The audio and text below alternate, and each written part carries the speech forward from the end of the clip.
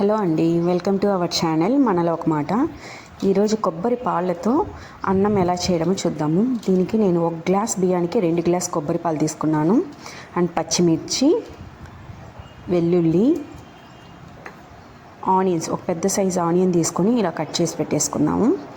కొద్దిగా పుదీనా, oil, biryani masala and దాంతోపాటు ముంతమాడి పప్పులు తీసుకున్నాను, కొద్దిగా కొత్తిమీర అండ్ ఇంకా ప్రొసీజర్లో కొన్ని యాడ్ అవుతాయి. వీడియోని స్కిప్ చేయకుండా చూడండి. ఫస్ట్ స్టవ్ వెలిగించుకొని కుక్కర్ పెట్టేసుకుందాము. ఇందులో ఇప్పుడు నేను 2 టేబుల్ స్పూన్ ఆఫ్ నెయ్యి వాడుతున్నాను. మీ ఇష్టం, మీరు ఏ బ్రాండ్ అయినా యూజ్ చేసుకోవచ్చు. హోమ్ మేడ్ నెయ్యి అయితే ఇంకా బెస్ట్. అండ్ మనం ఎత్తిపెట్టుకున్న ఆయిల్ని వేసేసుకుందాం. కొద్దిగా వేడైనాక ఇందులోకి ముంతమాడి పప్పు అండ్ బిర్యానీ మసాలా ఏదైతే తీసి పెట్టుకున్నామో దాన్ని మిక్స్ చేసేద్దాం.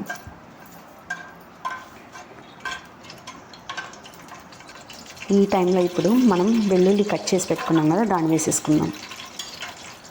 వెల్లుల్లిని మాడనివ్వకండి. వెల్లుల్లి కొద్దిగా వేగిన తర్వాత మనం కట్ చేసి పెట్టుకున్న ఆనియన్స్ని వేసేసుకుందాం. ఆనియన్స్ అనేది బాగా వేగాలి. కొద్దిగా ఇది బాగా వేగడానికి కొద్దిగా మనం సాల్ట్ అనేది వేసేసుకుందాం. ఇక్కడ సాల్ట్ వేస్తే ఏమవుతుందంటే త్వరగా వేగుతుందన్నమాట.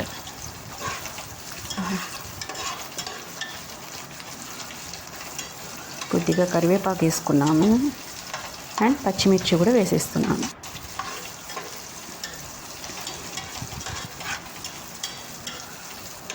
దీన్ని బాగా కలిపేసుకున్నాము. This is the easy recipe అనమాట. ఇన్ కేస్ మీరు కానీ పూజలు చేసి కొబ్బరి అలానే ఉంటుంది కదా, అవి వేస్ట్ చేస్తున్నారంటే ఇది మీరు పక్కాగా ట్రై చేయొచ్చు. ఆ విధంగా వేస్ట్ చేయకుండా ఈ విధంగా దాంట్లోంచి పాలు తీసుకొని ఈ రెసిపీని ట్రై చేయండి. ఇప్పుడు పచ్చిమిర్చి, ఆనియన్స్ అన్నీ బాగా వేగినాక నేను పుదీనా అనేది వేసేస్తున్నాను అనమాట. ఒక పిడికెట్ తీసుకోండి పుదీనా, మరీ ఎక్కువ తీసుకోకండి. అండ్ పుదీనా వేగాక కొత్తిమీర వేసేసుకుందాం. ఇప్పుడు నేను 2 గ్లాస్ రైస్ తీసుకొని దాన్ని మంచిగా క్లీన్ చేసి పెట్టేసుకున్నాను.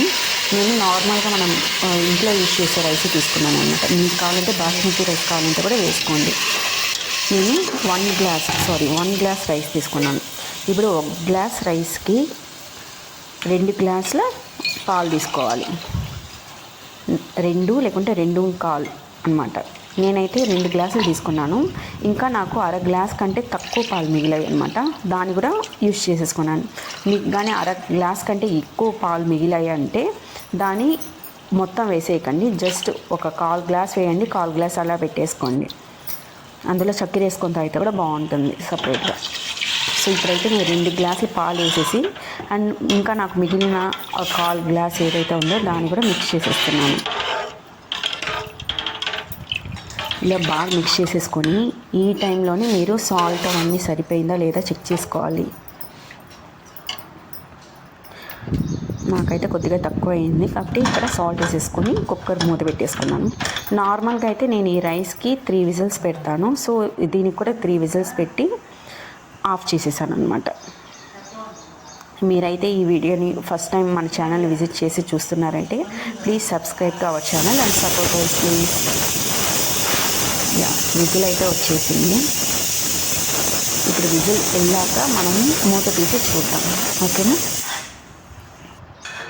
సో విజిల్ మొత్తం వెళ్ళాక కుక్కర్ మూత తీసేటప్పుడు ఫస్ట్ విజిల్ని సపరేట్గా తీసేసుకోండి. విజిల్తో పాటు మూత తీసి ఒక్కొక్కసారి అది పట్మనే సౌండ్ అనేది వస్తుందన్నమాట.